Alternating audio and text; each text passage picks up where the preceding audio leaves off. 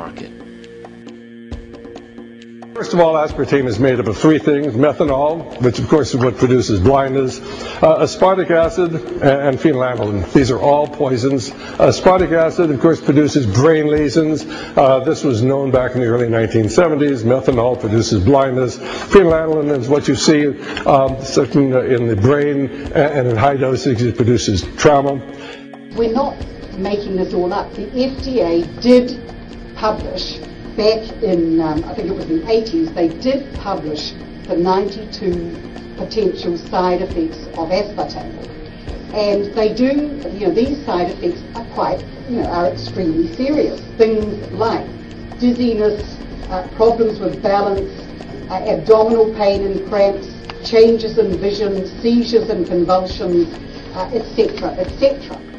So the nervous system seems to be one of the areas that's most affected. So we see people have difficulty thinking. They feel like they're walking around in a cloud or a fog. Yet despite all of these harmful effects, Donald Rumsfeld pushed it out into the stores in over 5,000 products when he was CEO of Searly, the company that manufactured aspartame.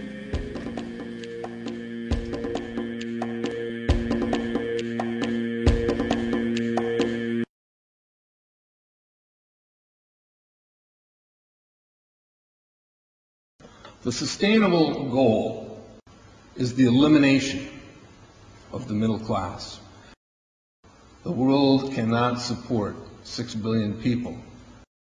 But you see, the plan behind sustainable development includes population control. It's a program for land use control, education control, and population control. The leaders of the sustainable movement say that the world's human population should not exceed 500 million people. That's a 93% reduction of today's population levels. In 1992, while the Rio Conference was going on, George Bush, then president, was there. He was just offshore in Prince Charles's yacht, where he executed the Agenda 21 protocols on behalf of the United States and brought it back to Washington, D.C. Within a year, Bill Clinton, by executive order, established the President's Council for Sustainable Development. In 1996, Bill Clinton set up the President's Council on Sustainable Development. One of the dictates of Agenda 21 is that every country in the world is to set up a national council to oversee the implementation of Agenda 21. I've listened to Gorbachev explain, we are writing a new set of 10 or 15 commandments to replace the original 10. Which one of the 10 do you think these guys don't like? Thou shalt not lie, thou shalt not steal, thou shalt not covet. Because I'll tell you what, these people have lied to us. They're in the process of stealing all of this nation's natural resources, and they covet everything you have left.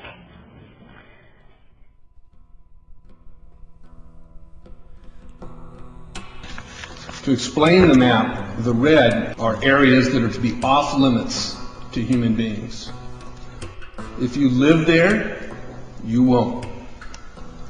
The yellow areas are the areas for major control of all human activity. If you live there, you won't.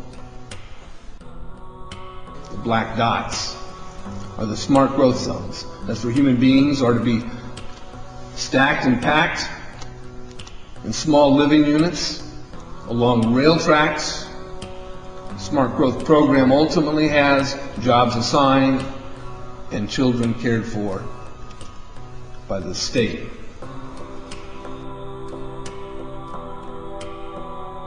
And in conjunction with Codex Alimentarius, food will be limited and water consumption will be decreased to 10 gallons per day per person. That is over a 90% reduction in people's average daily water consumption. And along with shortages of food and water, the food we will be provided with will be genetically manipulated and nutrient deficient. Genetic manipulation of food causes complications in metabolizing and utilizing food for energy. In June of 2003, scientists reported that the gene sequence of the inserted genes into crops had actually changed their order. They had re-scrambled. So the genetic inserts are not stable. Another laboratory confirmed this and found that it had changed in the same varieties in different ways that they had tested. So not only is it unstable and changing, it's not even uniform in the way it's changing. This is incredibly dangerous. Nutrient deficiencies due to Codex's planned vitamin and mineral ban will cause billions of preventable diseases. Both of these will ultimately lead to billions of deaths.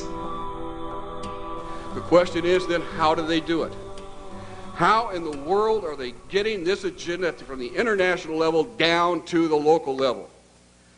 Well, they've got a plan for that too. Now, on the environmental side, there's probably a number of different plans, but from the environmental side, you have an organization called the IUCN, the International Union for the Conservation of Nature. Been in existence since the United Nations was created. It's not part of the United Nations Charter. It's a scientific advisor to the United Nations. But through the IUCN, such programs as ecosystem management, American Heritage Rivers, the Clean Water Initiative, the Endangered Species Act, and all the rules and regulations of the EPA, U.S. Fish and Wildlife Service, the U.S. Forest Service, the U.S. Park Service, and so forth. They also discuss property rights in this particular document. They say that property rights are not absolute, they're not unchanging, they're not inalienable like our Constitution and the Declaration of Independence of the states. Rather, they are a complex, dynamic, and shifting relationship between two or more parties over space or time. In a biocentric approach, says the IUCN, the rights of nature are defended first and foremost on the grounds of the intrinsic value of animals, plants, rivers, mountains, and ecosystems, rather than simply on the basis of the utilitarian value or benefit to human beings. In other words, nature comes first. Nature's needs comes before man's needs.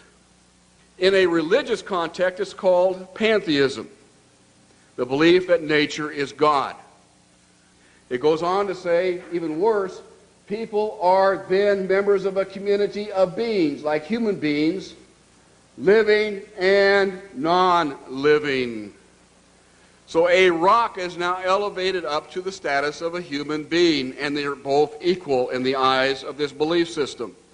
It's not hard to imagine that if you believe that humans are the cause of all of Earth's problems, that we're overpopulated. They give two solutions, and only two, to this problem. The first is that it's estimated that an agricultural world in which most human beings are peasants should be able to support 5 to 7 billion people. Well, folks, we have 6 billion people right now. That means all of us in this room, or nearly all of us in this room, are going to have to become agrarian peasants if we use this solution. In contrast, they go on to say a reasonable estimate for an industrialized world society at the present North American material standard of living would be 1 billion people. So if we wanted to maintain our current standard of living, we would have to reduce the Earth's human population by somewhere around 70%. In 1970, just 3 years after the publication of the Iron Mountain Report, which calls for, if we're going to create a world government, we can no longer use war as a mechanism to cause fear amongst populations and therefore allow us to control the behavior of populations through fear. And they settled on, in 1967, in their publication called the Iron Mountain Report, the environmental holocaust. In 1970, 3 years after that publication, Foreign Relations began to publish a series of articles describing the ecological holocaust that was facing the world. And in this particular issue, the first issue done by George Kennan to prevent a world disaster, where it sums up in 3 points that the eco-crisis is a global threat so great that it endangers all of life on Earth.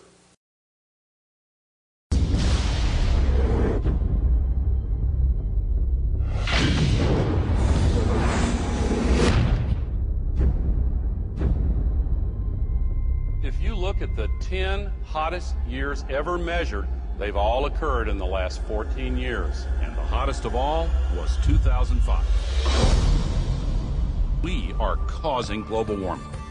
This is really not a political issue so much as a moral issue. Temperature increases are taking place all over the world, and that's causing stronger storms. Is it possible that we should prepare against other threats besides terrorists? The Arctic is experiencing faster melting. If this were to go, sea level worldwide would go up 20 feet. This is what would happen in Florida.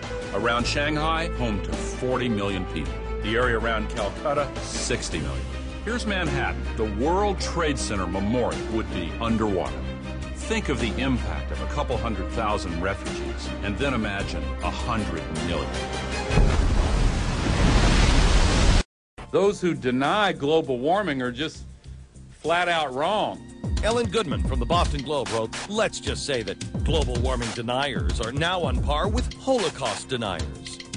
Scientists silenced for questioning the threat of global warming. I know that I've had several friends who have essentially been told that if you speak out on climate change, you must do so as an independent citizen. If you do so through our organization or through our institution, you will essentially be fired.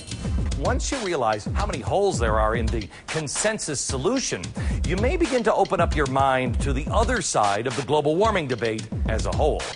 The only consensus I'm aware of is that it's warm in the last century. They completely ignore the fact that there's this thing called the Oregon Petition that was signed by 19,000 professionals and scientists who don't agree with the idea that we are causing climate change. I can't tell you how many calls I've received from parents saying their kids are now being shown an inconvenient truth completely unchallenged, not just in science class, but in art and math classes. I have to speak out and say that the science we have is still incomplete. And the science we're being told by the IPCC is really incorrect science. Global warming, paradoxically, causes not only more flooding, but also more drought. Big hurricanes, tornadoes, fearsome diseases, polio, tuberculosis, West Nile virus, avian flu, SARS, polar bears that have actually drowned, mosquitoes, caterpillars, communism, it's slavery, global warming, global warming, global warming. Aurelia Pecci, who actually created the Club of Rome, and it's the inner circle of the global elitists in 1991, stated that while searching for a new enemy to unite us, we came up with the idea that pollution, the threat of global warming, and the like would fit the bill. All of these dangers are caused by human intervention. The real enemy then is humanity itself. To put this to you bluntly, global warming is a complete fallacy. Al Gore received the Grammy and the Nobel Peace Prize for a film that is filled with holes and mistruths. Ice cores taken 2,000 meters below the surface have enabled us to look at the last 160,000 years. We believe that in Greenland, the medieval warm period was about 1.5 degrees warmer on average than today. And they also show consistently warmer temperatures thousands of years ago before man-made greenhouse gases existed. Approach our time, we can see that in the period between 4,000 years ago and back to the period 2,000 years ago, which is actually the Roman age, the temperatures have been decreasing in Greenland by 2.5 degrees. Al Gore is made out to be a revolutionary figure attempting to save the planet, which is quite true. He just doesn't mention the fact that saving the Earth doesn't involve you. According to his agenda, it will result in massive land repossession and extreme limitations on food and water and fossil fuels for the public.